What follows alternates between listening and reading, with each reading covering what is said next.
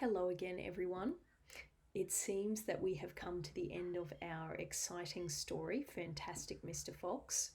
We've only got a couple of chapters left, so let's get into our book, find out how this all ends, and then we might have a little chat about what we could read next. Okay, Chapter 17, The Great Feast. Back in the tunnel, they paused so that Mr. Fox could brick up the hole in the wall. He was humming to himself as he put the bricks back in place. "I can still taste that glorious cider," he said. "What an impudent fellow Rat is." "He has bad manners," Badger said. "All rats have bad manners. I've never met a polite rat yet." "And he drinks too much," said Mr. Fox, putting the last brick in place. "There we are. Now, home to the feast." They grabbed their jars of cider and off they went. Mr. Fox was in front, the smallest fox came next, and Badger last. Along the tunnel they flew, past the turning that led to Bunce's mighty storehouse, past Boggis's chicken house number 1, and then up the long home stretch towards the place where they knew Mrs. Fox would be waiting. "Keep it up, my darlings," shouted Mr. Fox. "We'll soon be there.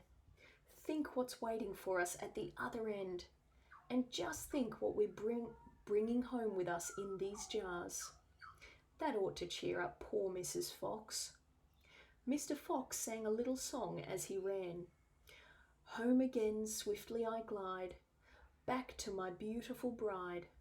She'll not feel so rotten as soon as she's gotten some cider inside her inside." Then Badger joined in. "Oh, poor Mrs. Badger," he cried, "so hungry she very near died. But she'll not feel so hollow if only she'll swallow some cider inside her inside." They were still singing as they rounded the final corner and burst in upon the most wonderful and amazing sight any of them had ever seen. The feast was just beginning. A large dining room had been hollowed out of the earth, and in the middle of it, seated around a huge table, were no less than 29 animals. They were Mrs. Fox and 3 small foxes, Mrs. Badger and 3 small badgers, Mole and Mrs. Mole and 4 small moles, Rabbit and Mrs. Rabbit and 5 small rabbits, Weasel and Mrs. Weasel and 6 small weasels. The table was covered with chickens and ducks and geese and hams and bacon, and everyone was tucking into the lovely food. Look at that feast. "My darling," cried Mrs. Fox, jumping up and hugging Mr. Fox. "We couldn't wait. Please forgive us." Then she hugged the smallest fox of all, and Mrs. Badger hugged Badger, and everyone hugged everyone else. Amid shouts of joy, the great jars of cider were placed upon the table, and Mr. Fox and Badger and the smallest fox sat down with the others. You must remember, no one had eaten a thing for several days. They were ravenous. So for a while, there was no conversation at all. There was only the sound of crunching and chewing as the animals attacked the succulent food. At last, Badger stood up. He raised his glass of cider and called out, "A toast! I want you all to stand and drink a toast to our dear friend who has saved our lives this day, Mr. Fox." "To Mr. Fox," they all shouted, standing up and raising their glasses. "To Mr. Fox, long may he live." Then Mrs. Fox got shyly to her feet and said, "I don't want to make a speech. I just want to say one thing, and it is this. My husband is a fantastic fox." Everyone clapped and cheered.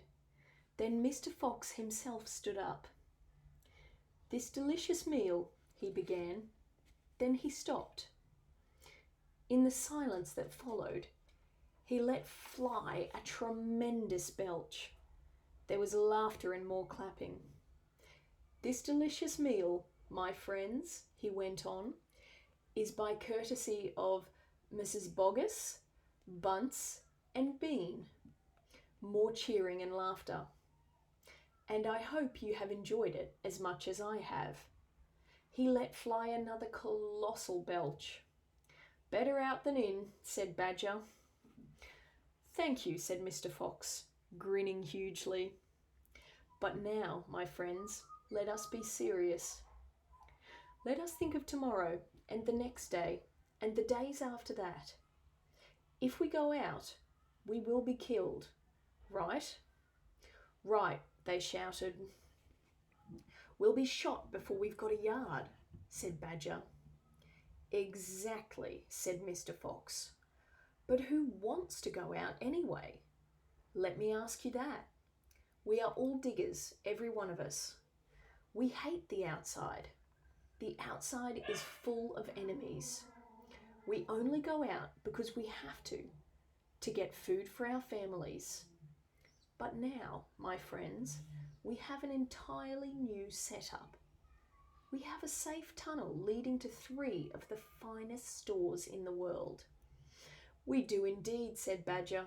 "I've seen 'em." "And you know what this means," said Mr. Fox. "It means that none of us need ever go out into the open again." There was a buzz of excitement around the table. "I therefore invite you all," Mr. Fox went on, "to stay here with me forever." "Forever!" they cried. "My goodness, how marvellous!" And Rabbit said to Mrs. Rabbit, "My dear, just think. We're never going to be shot at again in our lives." "We will make," said Mr. Fox, "a little underground village with streets and houses on each side, separate houses for badgers and moles and rabbits and weasels and foxes. And every day I will go shopping for you all. And every day we will eat like kings." The cheering that followed this speech went on for many minutes. Chapter 18, Still Waiting.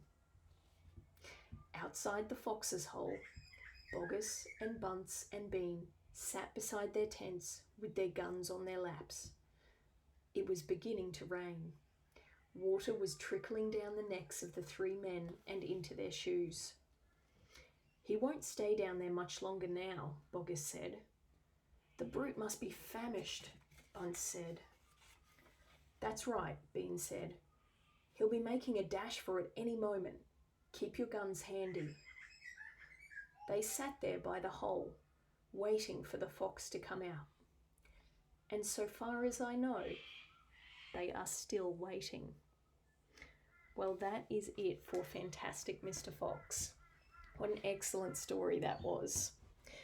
So for our story tomorrow, we've got a new book to read, and I thought I would read to you one of my all-time favourites, The Lost World of Possum Creek. It's actually a poem, so it's a really fun one to read. I know you'll love it.